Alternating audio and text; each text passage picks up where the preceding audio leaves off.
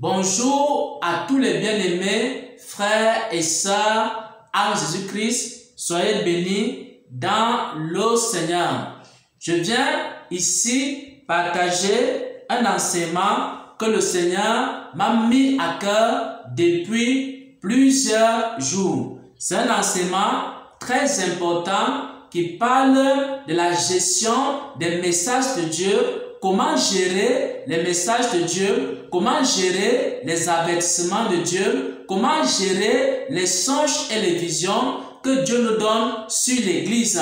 Dieu te parle d'un serviteur de Dieu. Comment tu dois gérer cela? Est-ce que tu dois publier ça dans les réseaux sociaux ou alors est-ce que tu dois rencontrer le serviteur de Dieu en privé pour lui communiquer le message que Dieu t'a donné? C'est ce que nous allons voir ici dans cet enseignement qui est très important aujourd'hui. Avec les réseaux sociaux, les chrétiens font beaucoup d'erreurs. Les chrétiens pensent qu'ils sont en train de bâtir, mais ils sont plutôt en train de détruire l'église à travers leur ignorance, à travers leur manque de connaissance des principes de Dieu, des voies de Dieu et également des règles en ce qui concerne la gestion des messages de Dieu. Et l'apôtre Paul a dit, l'athlète n'est pas couronné s'il n'a pas combattu selon les règles. Il y a des règles en ce qui concerne la gestion des messages de Dieu. Il y a un certain nombre de règles. Lorsque Dieu te donne un message, lorsque Dieu te donne une parole, il y a des règles pour gérer ces messages. Il y a des règles pour gérer ces paroles. Mais avant cela, j'aimerais d'abord faire une parenthèse. Et cette parenthèse concerne un témoignage. C'est le témoignage d'une maman également qui a donné une offrande à un serviteur de Dieu.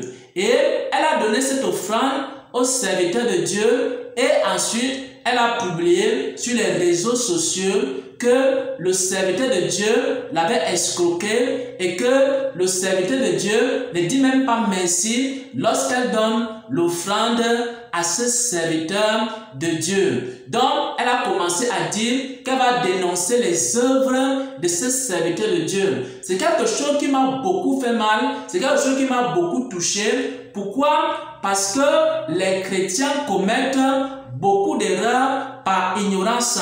Les chrétiens font beaucoup de gaffes, beaucoup de dégâts sur les réseaux sociaux par ignorance. Les chrétiens ramassent beaucoup de malédictions sur les réseaux sociaux par ignorance. Et c'est pourquoi je vais faire cette parenthèse pour dire ceci. Lorsque tu donnes une offrande à un serviteur de Dieu, lorsque tu donnes une offrande à un ministère, c'est à Dieu que tu donnes cette offrande-là, mais à travers ce ministère ou alors à travers ce serviteur. Donc, lorsque tu donnes dans une offrande, tu n'as pas besoin d'aller sur les réseaux sociaux pour dire que tu as acheté une voiture à un prédicateur, tu as acheté une voiture à un serviteur de Dieu. Tu n'as pas besoin d'aller sur les réseaux sociaux, mettre ton nom, mettre ta photo et commencer à dire que c'est toi qui avais fait ceci, c'est toi qui avais fait cela pour tel ou tel serviteur de Dieu qui était dans des difficultés quelconques et commencer à dire que c'est un serviteur de Dieu qui prend tes offrandes, qui t'a escroqué, ou alors tu commences à dire que lorsque tu lui donnes des offrandes,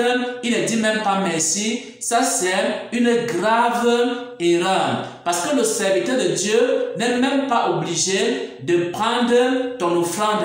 Parce que le serviteur de Dieu n'est même pas obligé de prendre ta dîme. Tu as de donner à Dieu, mais à travers le serviteur de Dieu. Et si tu ne crois plus à un ministère, tu n'es plus obligé de donner une offrande dans un ministère auquel tu ne crois pas. Tu n'as pas besoin d'aller divulguer que tu avais donné une offrande, tu avais donné un ensemble de dons et de beaucoup de choses à ce ministère-là. Mais si tu ne crois plus à un ministère, tout ce que tu as besoin de faire, c'est simplement cesser d'écouter les enseignements de ce ministère. Si tu ne crois plus à un ministère, ce que tu dois faire, c'est cesser de donner des offrandes dans ce ministère. Si tu ne crois pas à un ministère, tu dois simplement cesser de soutenir ce ministère financièrement et de soutenir ce ministère.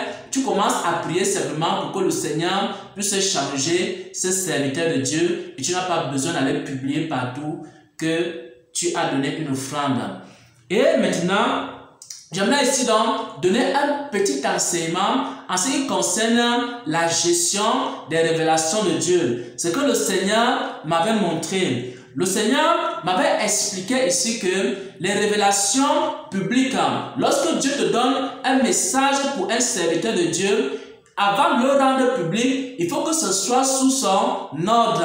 C'est-à-dire quoi? C'est-à-dire que lorsque Dieu te montre qu'un serviteur de Dieu est dans l'erreur, tu ne dois pas aller sur les réseaux sociaux sans l'autorisation du Seigneur. Dieu peut te montrer qu'un grand serviteur de Dieu est dans l'erreur. Dieu peut te montrer qu'un grand serviteur de Dieu est dans l'égarement. Dieu peut te montrer qu'un grand serviteur de Dieu a commis un péché quelconque.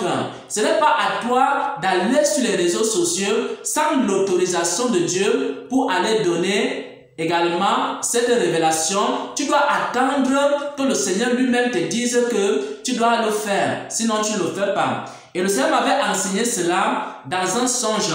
Dans un songe, il m'avait montré que je devais aller dans les médias pour aller donner des messages contre des serviteurs de Dieu, contre des églises.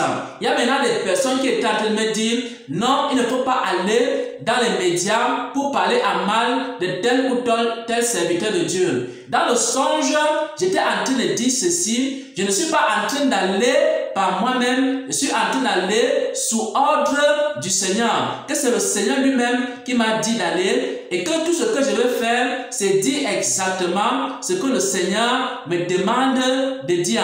Parce que lorsque le Seigneur t'envoie pour, par exemple, dénoncer publiquement un ministère, dénoncer publiquement un serviteur de Dieu, lui-même va dire, il va te dire exactement ce que tu dois dire. Et dans ce songe-là, j'étais en train de dire que non, je ne parle pas par ma propre volonté, mais je parle simplement parce que le Seigneur m'a envoyé. Mais maintenant, si le Seigneur n'a pas envoyé pour faire une vidéo YouTube sur un serviteur de Dieu, il ne faut pas le faire. Si Dieu ne t'a pas envoyé pour faire une vidéo YouTube sur un serviteur de Dieu, ne le fais pas. Même si Dieu t'a donné un songe sur un serviteur de Dieu, même si Dieu t'a donné un songe sur un ministère, commence à prier pour ce serviteur, commence à prier pour ce ministère. Et si pendant que tu pries pour ce serviteur, et si pendant que tu pries pour ce ministère, alors Dieu te dit, va publiquement dénoncer, alors tu le fais. Si Dieu ne te dit pas d'aller publiquement, alors cherche à rencontrer cette personne ou ce ministère-là en privé. Donc, les messages de Dieu peuvent se gérer soit en public, soit en privé. Mais c'est le Seigneur lui-même qui va te dire, il faut gérer ce message en public et cet autre message, tu dois le gérer en privé. C'est également le cas biblique de Nathan, le prophète, et de David.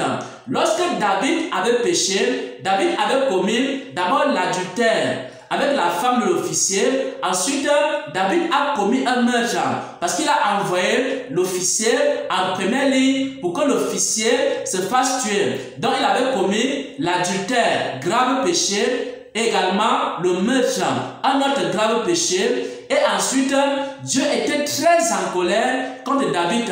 Mais Dieu a donc rencontré le prophète Nathan et a donné un message au prophète Nathan pour que le prophète Nathan donne ce message à David. Mais ce n'était pas en public. David avait commis des graves péchés, mais Nathan est allé reprendre David, Nathan est allé réprimander David, Nathan est allé rencontrer David en privé et non en public. Donc, un un serviteur de Dieu peut commettre même des graves péchés. Dieu te montre ça dans un songe. Dieu te montre ça dans une vision. Dieu te montre ça dans une prophétie. Mais lorsque Dieu te montre ça, il peut te dire que non, va rencontrer le serviteur de Dieu en privé. Maintenant, il y a certaines personnes qui disent, Dieu leur a donné un message, ils ne savent pas où trouver le serviteur de Dieu. C'est pour ça qu'ils publient ça sur YouTube. Faites très attention avec les messages de Dieu. Ne soyez pas pressés à publier une révélation sur un serviteur de Dieu, mais si Dieu t'a donné un message sur un serviteur de Dieu, alors Dieu est aussi capable d'ouvrir les portes pour que tu rencontres ce serviteur de Dieu. Dieu n'est pas seulement capable de te donner les messages, Dieu est aussi capable d'ouvrir les portes pour que tu rencontres le serviteur de Dieu à qui il t'a donné le message. Dieu n'est pas seulement capable de te montrer la vie d'un serviteur de Dieu, Dieu est aussi capable de faire en sorte que tu puisses avoir le numéro de téléphone du serviteur de Dieu, d'avoir l'adresse email du serviteur de Dieu, ou alors d'avoir les moyens pour aller rencontrer ce serviteur de Dieu et lui communiquer le message. Donc, j'aimerais ici terminer par une chose que le Seigneur m'avait montré. Le Seigneur m'avait montré que beaucoup de serviteurs de Dieu, ça c'est dans un songe aussi, il m'avait montré que beaucoup de serviteurs de Dieu actuellement qui sont dans l'erreur, à un moment donné, ces serviteurs de Dieu vont se convertir.